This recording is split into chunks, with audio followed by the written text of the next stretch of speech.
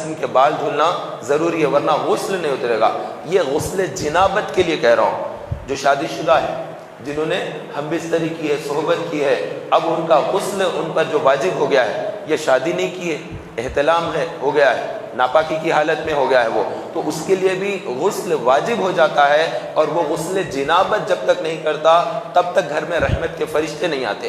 ایسا آدمی جس کو احتلام ہو گیا اور اس کے بعد بھی وہ غسل نہیں کرتا، گھر میں ویسے ہی پڑا رہتا ہے، گھر میں ویسی گندی حالت میں اپنے آپ کو ڈال کر رکھتا ہے، غسل نہیں کرتا، نہاتا نہیں، ناپاک حالت میں رہتا، تو گھر میں رحمت کے فرشتے نہیں آتے، گھر میں پانی کی قلت ہو جائے گی، اناج کی قلت ہو جائے گی، قرضے میں گھر مشکل ہو جائے گی، کوئی بیمار پڑے گا، کوئی قرضے میں ڈوبے گا، کوئی مصیبت آئے گی، کوئی نہ کوئی پریشانیاں وہ گھر میں گھیرتی ہیں، کیونکہ وہ گھر شیاطین کا مرکز بننے لگتا ہے۔ شیاطین وہاں پر آتے ہیں کہ ناپاک آدمی یہاں پر رہتا ہے، تو وہاں پر مصیبتیں، بیماریاں، پریشانیاں سب چیزیں لے کر آتے ہیں، بے برکتی بہت ہو جاتی ہے۔ اناج لے کر آئیں گے، گھر میں برکت نہیں رہتی ہے، رزق لائیں گے تبھی بھی رزق میں برکت نہیں رہتی ہے، تو ناپاکی کی وجہ سے ہوتا ہے۔ تین چیزوں کی وجہ سے رحمت کے فرشتے گھر میں داخل نہیں ہوتے۔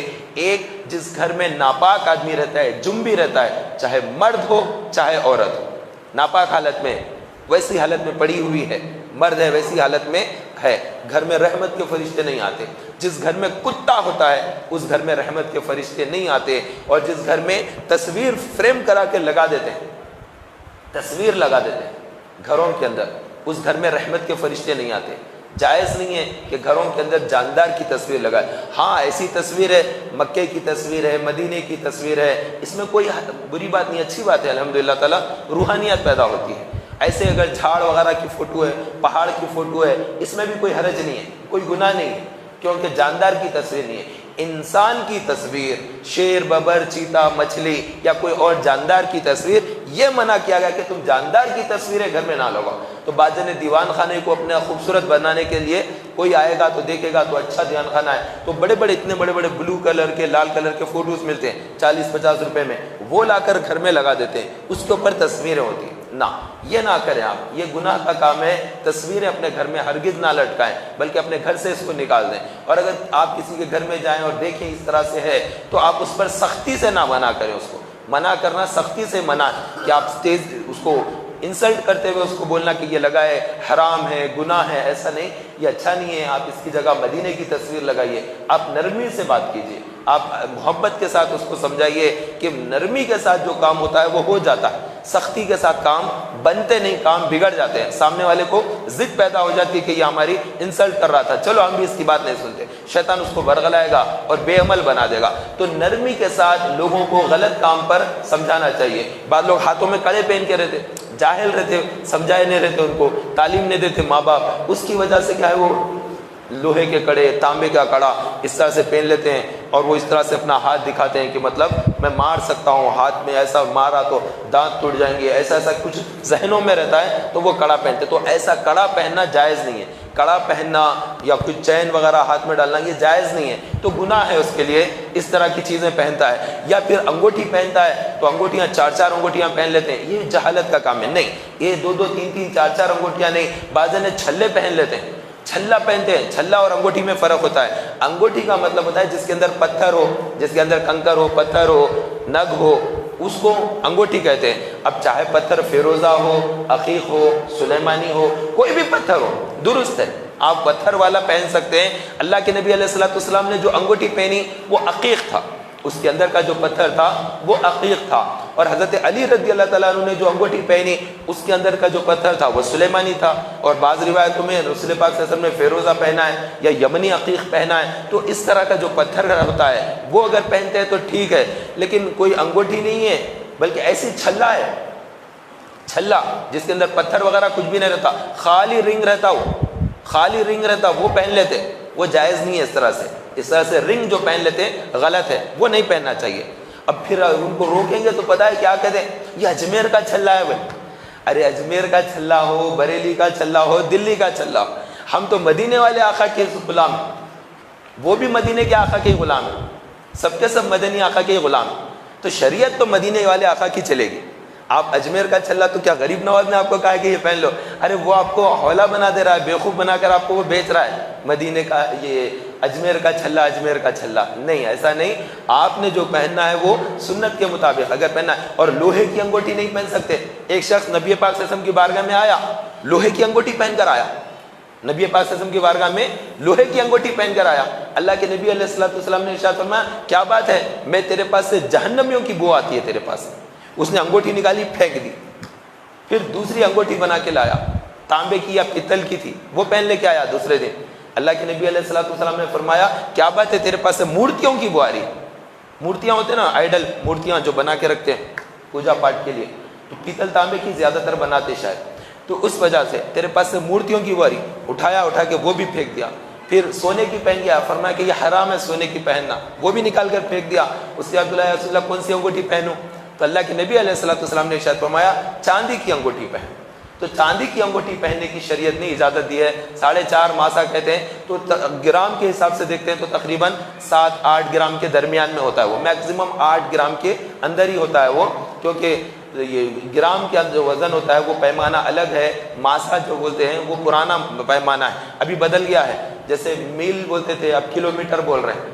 پہلے میں اب میں تول میں بھی فرق ہو گیا. پہلے پاؤ سیر، 1 سیر، آدھا سیر ہوتا تھا، اب وہ سب ختم ہو گیا. سیر، 1 سیر 2 سیر ابھی نہیں چل رہا. پہلے 1 سیر کا مطلب 800 گرام ہوتا تھا، آدھا سیر کا مطلب 400 گرام، پاؤ سیر کا مطلب 200 گرام ہوتا تھا.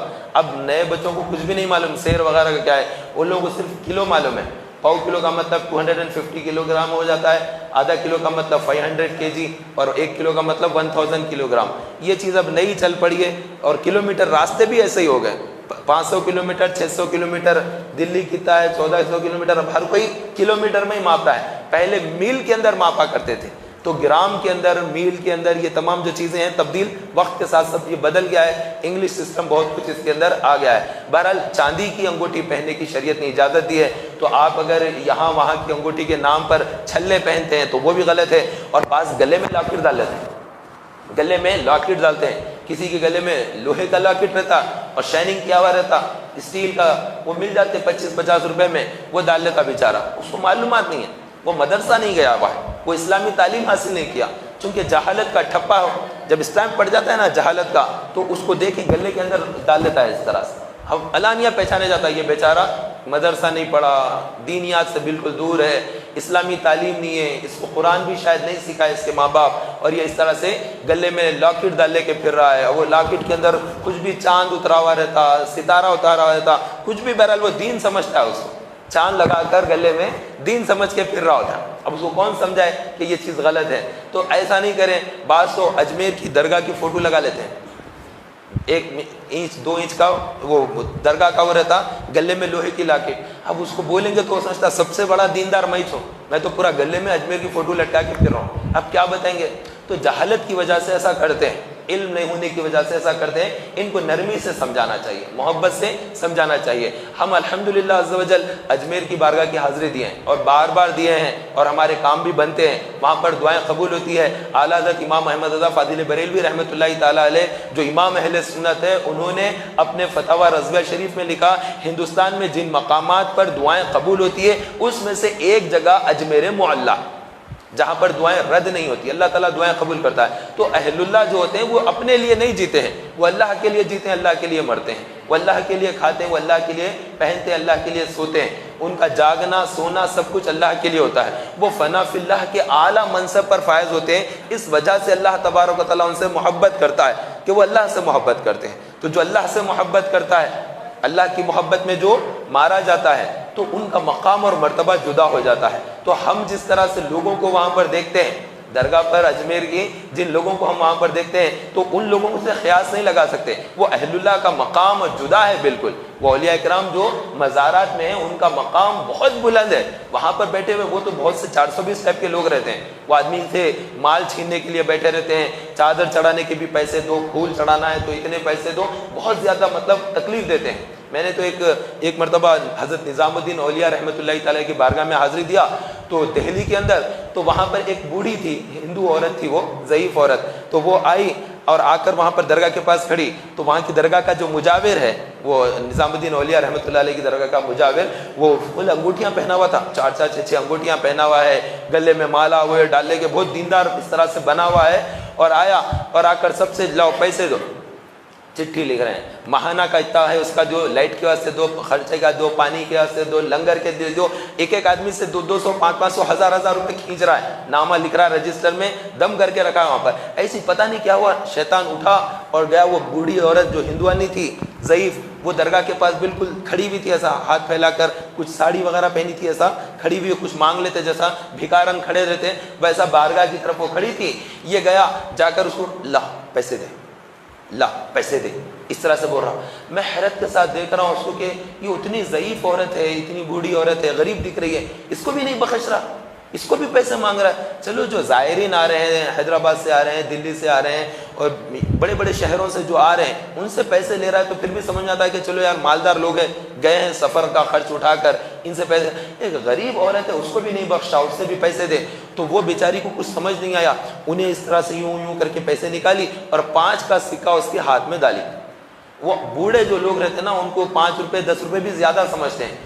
हम आप देखेंगे ना, ईद गुजरी, ईद के दिनों में क्या होता, जवान आदमी जो ईदी देता है बच्चों को, वो 500 की नोट दे देगा, बच्चे मांग रहे तो 200 की नोट देगा। लेकिन ज़ईफ जो रहते हैं घर में, दादा दादी, वो लोग 10 की नोट 20 की नोट निकाल कर देखते हैं देने के लिए। उन लोगों के पास बड़ी बात रहती है, वो पैसे ज़्यादा दे रहे हैं समझते हैं। तो उन लोगों के पास 5 रुपये 10 रुपये की अहमियत ज़्यादा रहती है, उस ज़माने की खरीदी करे हुए रहते हैं। तो वो हमारे ससुरे थे, वो तो बोलते हैं 5 रुपये में बकरा खरीदे थे। मेरे को तो यकीन ही नहीं आता कि 5 रुपये में बकरा कैसा खरीदते होंगे। वो 101 साल की उम्र में इंतकाल किए पिछले साल। तो बहरहाल अजब अजब चीज़ें होती है। तो इस तरह की चीज़ें होती है। तो जो उम्र रसीदा लोग होते हैं वो कम पैसे को भी ज़्यादा समझते हैं। तो बुढ़िया ने वैसे ही 5 का सिक्का उसके हाथ में डाला, ज़ोर से इसने उसको थप्पड़ मार दिया।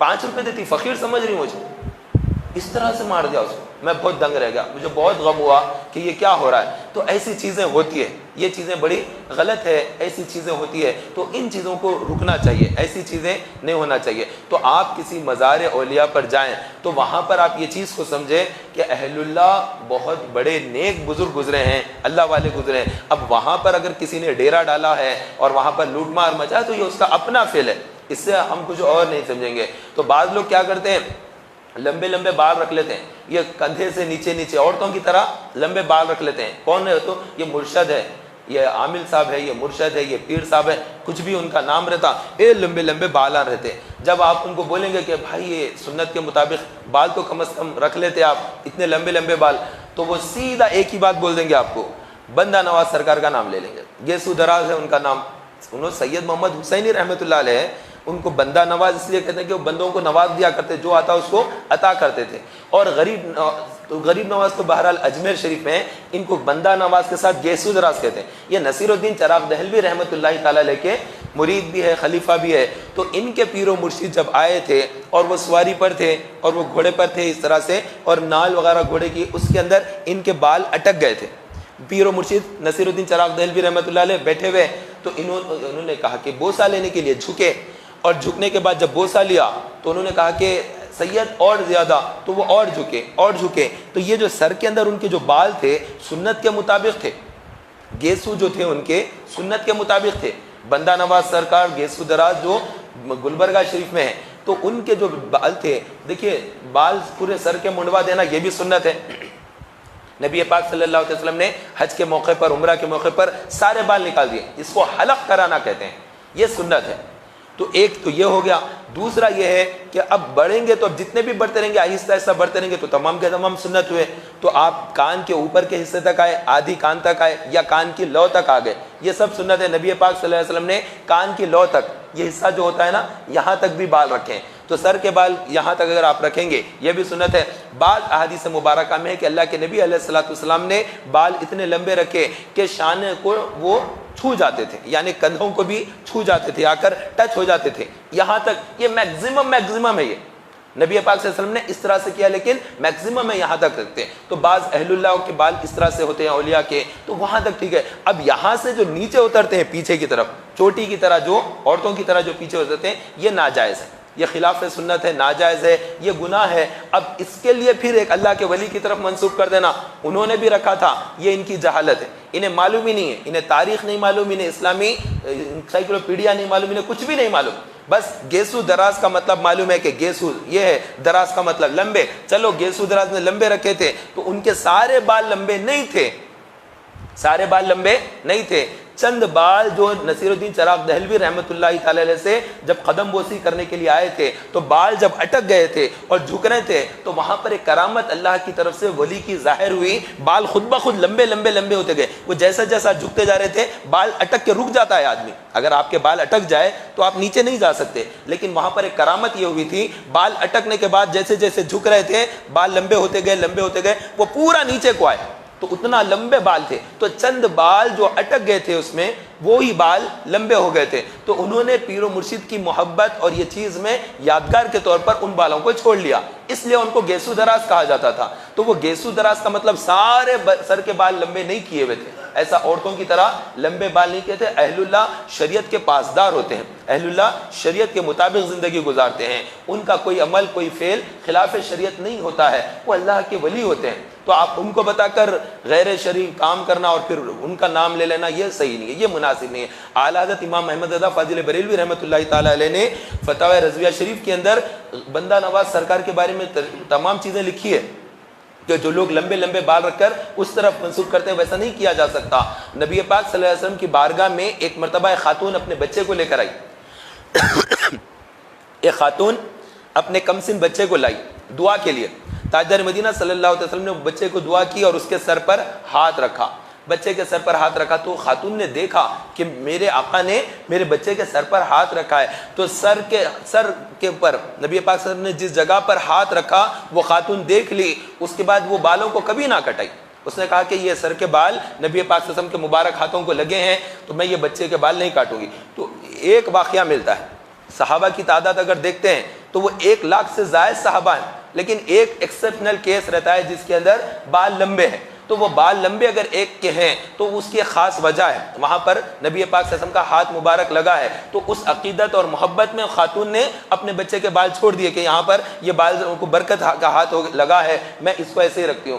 ویسے غریب نواز کا بھی ایک ایکسپشنل کیس ہے، تمام اہل اللہ نے اس طرح سے نہیں رکھا ہے، ایک نے اپنے پیر و مرشد حضرت نصیر الدین چراغ دہلوی کے وجہ سے انہوں نے رکھا ہے، تو ان چیزوں کا خیال رکھنا چاہیے۔ تو ایسے لمبے بال یا بال جو اس طرح سے آج کل جو کٹنگ کرا رہے ہیں ادھر سے پورے کٹا کر سر پہ اس طرح سے رکھ رہے ہیں، تو یہ چیز جائز نہیں ہے، اس طرح سے رکھنا یہ غلط ہے، بلکہ بال جو رکھتے ہیں وہ اس طرح سے رکھیں، سنت کے مطابق اگر رکھتے ہیں تو اس میں یہ کہ بیچ میں سے مانگ نکالنا ہے، آپ بائیں طرف سے سیدھی طرف سے مانگ نکالیں گے تو آپ کو ثواب نہیں ملے گا، آپ کو کوئی اجر نہیں ملے گا، آپ نے کنگا کر لیا، اس پر صرف کنگا کرنے کی سنت ادا ہوئی ہے، نبی پاک صلی اللہ علیہ وسلم نے کنگا کیا ہے تو کنگا کرنا سنت ہے، لیکن آقا کریم صلی اللہ علیہ وسلم نے جو کنگا کیا ہے وہ ہاتھی دانت کا کنگا تھا، ہمارے پاس تو ہاتھی دانت کا کنگا میسر نہیں ہے، پہلے تو اس کا آتا تھا، ہڈیوں کا آتا تھا، سینگ ہوتی نا بھینس کی سینگ اور بیل کا جو سینگ ہوتے تھے اس کے کنگے آتے تھے، اب وہ بنانے والے بھی نہیں بنا رہے، پورا ایک دن لگ جاتا اور قیمت کچھ بھی نہیں آتی،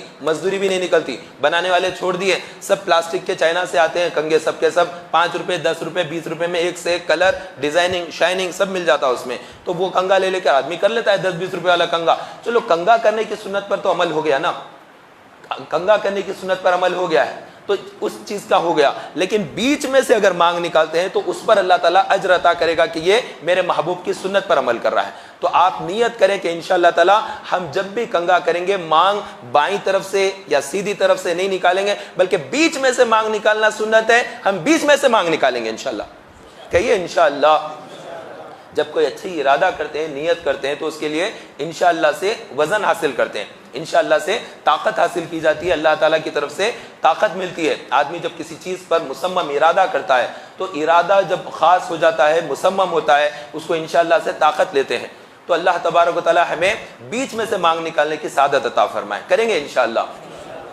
دوسری چیز جو عرض کرنا تھا تو نماز کے میں نے شرائط بیان کیے، 6 شرطیں تو بیان ہو گئی ہے، اب 6 شرطوں کے اندر آخری جو شرط تھی وہ تکبیر تحریمہ ہے، اب جو فرائض ہے اس کے بعد وہ 7 ہیں، ان 7 فرائض میں سے سب سے پہلے پھر تکبیر تحریمہ یعنی اللہ اکبر کہہ کر جو ہاتھ باندھتے ہیں وہ سب سے پہلا فرض بھی ہے، ادھر 6 شرائط میں آخری شرط ہو رہا ہے اور ادھر 7 فرائض میں پہلا فرض تکبیر تحریمہ ہو گیا، اور دوسرا جو فرض ہے اس کے اندر وہ قیام ہے یعنی کھڑے رہنا، اگر کوئی کھڑے رہ سکتا ہے بیٹھ کر نماز پڑھے گا اس کی نماز نہیں ہوگی، اپنی مسجدوں کو عیسائیوں کے چرچ مت بنائیے، چرچ کی طرح مسجدوں کو مت بنائیے، ڈھیر سارے لا کر اتنے کرسیاں رکھ رہے ہیں، لین سے بچھا رہے ہیں کرسیاں، اور کمیٹی والے سمجھ رہے ہیں کہ ہم اتنے کرسیاں ڈال کر بڑی خدمت کر رہے ہیں. ارے آپ مسجد کو کم از کم مسجد تو رہنے دو, چرچ تو مت بناؤ کہ سب کے سب بینچوں پر کرسیوں پر بیٹھے ہوئے. نہ, ایسا ہرگز نہیں کرنا ہے. تو مسجدوں کے اندر دو چیزیں بڑی غلط ہوتی ہے. ایک چیز, بہت سے کرسیاں لا کر رکھ دیتے ہیں, جوان ہٹے کٹے آدمی بھی بیٹھ جاتے ہیں. جو ضعیف ہے, جو بیمار ہے, جو کمزور ہے, جو کھڑے نہیں سکتا, وہ بیٹھے گا تو اس کی نماز ہو جائے گی. لیکن جو ہٹا کٹا صحت مند ہے, جوان ہے, وہ پان کے ڈبے پر آدھا آدھا گھنٹہ کھڑے رہتا ہے نکل کے, لیکن مسجد میں آنے کے بیٹھنے کے لیے کرسی ڈھونڈ رہا ہے, اس کی نماز ہی نہیں ہوتی اس طرح سے. اور ایسے ہی وہ ٹھنڈا کر کے, میت کو ٹھنڈا میں رکھنے کے جو نکلے ہیں ریفریجریٹر ٹائپ کے فریج ہے نا میتوں کو ڈال کے رکھنے کے, وہ بھی جائز نہیں ہے اس طرح سے رکھنا. آپ کے لیے حکم یہ ہے, اللہ کے نبی علیہ السلام نے فرمایا جب تمہارے یہاں کسی کا انتقال ہو جائے تو دفن کرنے میں جلدی کیا کرو, یہ حکم ہے. لیکن مسجد کی کمیٹی والے کیا کرتے ہیں کہ ہم لے کر آ کے فریج رکھیں, آپ سنت پر عمل مت کیجئے, ہم آپ کو ایک نئی سہولت پرووائڈ کر رہے ہیں, آپ ڈیڈ باڈی کو 8 دن بھی رکھ سکتے. ارے اللہ کے نبی علیہ السلام نے فرمایا کہ تم اپنے میتوں کو دفن کرنے میں جلدی کرو. تو یہ لوگ کیا کر رہے ہیں, اس کے اپوزٹ میں کر رہے ہیں اور سمجھ رہے ہیں کہ ہم ایک سہولت دے رہے ہیں. آپ کیا سہولت دے رہے ہیں؟ آپ علم کی بات کیوں نہیں بتاتے؟ اللہ کے نبی علیہ السلام نے فرمایا جب تمہارے یہاں پر مہمان آئے تو اس کو کھانا کھلانے میں جلدی کرو, جب تمہارے یہاں بیٹی جوان ہو جائے تو اس کے نکاح کرنے میں جلدی کرو, جب تمہارے یہاں کسی کا انتقال ہو جائے تو اس کو دفن کرنے میں جلدی کرو. 3 مقامات واضح طور پر بیان کر دیے, ان 3 کاموں میں عجلت کرو, عجلت کرو, عجلت کرو. تو مہمان آیا تو کھانا نہیں کھلائیں گے, چائے پلا کے بھگانے کے چکر میں رہیں گے کہ کیا کریں کتنا کریں. تو یہ ایک بری عادت ہوتی ہے. اب کے شہر کا اگر مہمان ہے, محلے کا ہے, آپ اس کو چائے پہ ٹلا دے رہے ہیں تو چل جائے گا. ارے ڈسٹرکٹ سے آیا ہوا ہے بندہ, بسوں میں بیٹھ کے دور سے آیا ہوا ہے, آپ اس کے لیے بھی یہی فکر رکھیں کہ اس کو بھی چائے پہ ٹلا دیں گے کیا؟ یہ غلط بات ہے, ایسا نہیں کرنا چاہیے. اس کے لیے جو دور دراز سے آئے ہوئے ہیں, آپ اس کا کھانا کھاتے کیا, کھانا کھاتے کیا. اب وہ بیچارہ کیا بولے گا, ہاؤ کھاتا ہوں, تھوڑے بولے گا کوئی بندہ کھانا کھاتے کیا. ارے یہ کیا سوال ہے, یہ ہاتھ دھو لیجیے بلکہ بولے آپ سیدھا ہاتھ دھو لیجیے, ادھر ادھر ادھر آئیے, ادھر ہاتھ دھو لیجیے, دسترخوان تیار ہے. آپ ایسا بولیے تو وہ بولے گا کہ ٹھیک ہے بھائی ہاتھ دھو لو, وہ نہیں دھوتا نہیں بولے گا, اس کے بعد وہ ہاتھ دھو لے گا. تو یہ طریقہ جو ہوتا ہے نا, کھانا نہیں کھلانے کے آئیڈیاز ہوتے ہیں, تو ایسے آئیڈیاز بالکل غلط ہیں, ایسا نہیں کرنا چاہیے. بلکہ حضرت ابراہیم علیہ السلام نے کھانا کھلانے میں بہت آگے رہتے تھے. آپ نے اپنے گھر کے 4 دروازے لگا دیے کہ کہیں سے بھی مہمان آ جائے. تو سب سے زیادہ مہمان نواز حضرت سیدنا ابراہیم علیہ السلام, بہت زیادہ فیاض, لوگوں کو بہت کھانا کھلایا کرتے. تو آپ ان کی عمل کے اندر تھوڑا سا اپن بھی پیدا کر لیں کہ ہمارے یہاں کوئی آیا ہے تو اس کو کھانا کھلانا ہے. اور بچیوں کی شادیوں کے اندر وہ اتنا پڑھائیں گے, اتنا پڑھائیں گے, اتنا پڑھائیں گے کہ جو چکر ہے, وہ چکر میں اتنا پڑھاتے ہیں بچیوں کو کہ بعد میں اس کے لیول کا بچہ نہیں ملتا, اٹک جاتی بچی کی شادی. تو ایسا نہ کریں, بچیوں کی شادی میں عجلت کریں. بچیوں کا گھر بس جانا, شادی وقت پر ہو جانا, یہ سب سے اہم ہے. تو ان لوگوں کے لیے جیسا گورنمنٹ نے اگر 18 سال مقرر کیے تو آپ 18 سال کے بعد اور زیادہ وقت جانے مت دیجیے, تیزی کے ساتھ. پہلے جو بچیوں کے شادیاں ہوتے تھے 14 سال 15 سال میں ہو جاتے تھے, بعد میں وقت بدلا, پھر 16 سال تک ہو گیا, اب بدلا. تو اب گورنمنٹ نے قانون رکھ دیا کہ 18 سے زیادہ عمر ہو گئی تبھی کرنا, اس سے پہلے نہیں کرنا. کیونکہ انہیں پاپولیشن بڑھ جا رہی ہے, انہیں ایک ہی فکر لگی ہوئی ہے, انڈیا کی پاپولیشن کو کنٹرول کرنا ہے. اس کے لیے زیادہ ایج ہوگا تو پھر پاپولیشن کم رہے گی, تو پھر جو بھی مطلب انڈیا کی جو چیزیں ہوتی ہے, چاہے وہ دریا ہو, زمینات ہو, میوہ ہو, ترکاری ہو, یا جو بھی یہاں پر انڈسٹریز کے پروڈکٹ ہو, یہ تمام چیزیں زیادہ یوز ہو جائیں گی, آبادیاں زیادہ ہوں گی. اس لیے بچیوں کی شادی اور تاخیر سے ہو, بچے جلدی نہ ہو, یہ قانون ہے. لیکن بولیں گے تو یہی نا کہ بچیوں کی صحت خراب ہو جائے گی. اب وہ تھوڑا ہی بولیں گے کہ پاپولیشن کے لیے آپ کے بچوں کی شادی میں تاخیر کر رہے ہیں, وہ تو اچھی بات بتائیں گے نا, ساتھ میں اس کا لیبل جو لگائیں گے, وہ لیبل یہ ہے بچیوں کو اچھی پڑھانا چاہیے, تو بچوں کی پڑھائی ہونا, اس لیے 18 سال. ابھی تو بولے 21 سال تک شادی نہیں کرنے دیں گے تاکہ بچے پیدا ہونے میں دیر ہو جائے, آبادیاں ان کی رک جائے. تو اس طرح سے ظاہر ہے مسلمانوں کی تو قانون کا پاس رکھنا پڑے گا, نہیں تو مسلمانوں کو اندر ڈال دیں گے, جیل میں ڈالیں گے. لیکن جو وہ لوگ ہیں وہ لوگ تو کر لیں گے جلدی جلدی شادیاں, وہ تو 16 سال 17 سال میں شادیاں کر لیں گے, انہیں تھوڑے ہی پکڑیں گے, انہیں تھوڑے ہی کیسز ہوں گے. کیسز وغیرہ تو ادھر بک ہوتے ہیں. یہ عمارتیں دیکھو نا, کتنی عمارتیں مسلمانوں کی بلڈنگوں کو توڑ رہے ہیں بلڈوزر کے نام پر, لگاتار بلڈنگیں ٹوٹ رہی ہے مسلمانوں کی, کتنا مسلمانوں کا نقصان ہو رہا ہے, لگاتار بلڈنگاں جو توڑتے جا رہے ہیں. کتنا ایک گھر کتنی مشکل سے بناتا ہے آدمی, دھوپ کا ٹائم, گرما کا ٹائم, رمضان کا مہینہ, اور انڈیا میں کتنے مسلمانوں کے گھروں کو توڑ دیا گیا بلڈوزر لگا کر. اور وہ ادھر راجستھان, مدھیہ پردیش, یو پی میں بہت پریشان ہوئے مسلمان, بے انتہا پریشان ہو گئے کہ بلڈنگوں کو آ کر توڑ دیا. پھر شاہین باغ کے اندر آگے, دہلی کے اندر مسلم بستیوں میں پھر بلڈوزر لے کر گھس گئے, وہ بھی بلڈنگوں کو توڑ رہے ہیں. بڑی بڑی عمارتیں, سینکڑوں مسلمان رہتے اس کے اندر, اور وہی گھروں کو چن چن کر توڑا گیا. اور دوسرے لوگوں کے گھروں کو وہ بھی اللیگل ہے، یہ بھی اللیگل ہے، لیکن ان کو چن لیا کہ یہ اللیگل ہے، بس وہ گھر ہمارے اپنے مذہب کے لوگ ہیں، چلو ان کو چھوڑ دو۔ تو اس طرح سے جو پارشیلٹی چل رہی ہے اس کے اندر آپ اور زیادہ پہلے سے ذہن اپنا اچھا رکھیں کہ بھئی ہمیں شریعت کا پابند ہونا ہے، اپنے رب کو راضی کرنا ہے۔ اللہ اگر راضی رہے گا نا، سارا زمانہ بھی ناراض رہے تو کچھ بھی نہیں، ہم کامیاب ہو کر نکل جاتے۔ بس اپنے رب کو راضی کریں، سجدوں کے ذریعے، تلاوت کے ذریعے، صدقہ خیرات کے ذریعے، مسلمانوں کے ساتھ حسن سلوک کے ذریعے۔ اللہ تبارک و تعالی ہم سب کو شوق نماز عطا فرمائے۔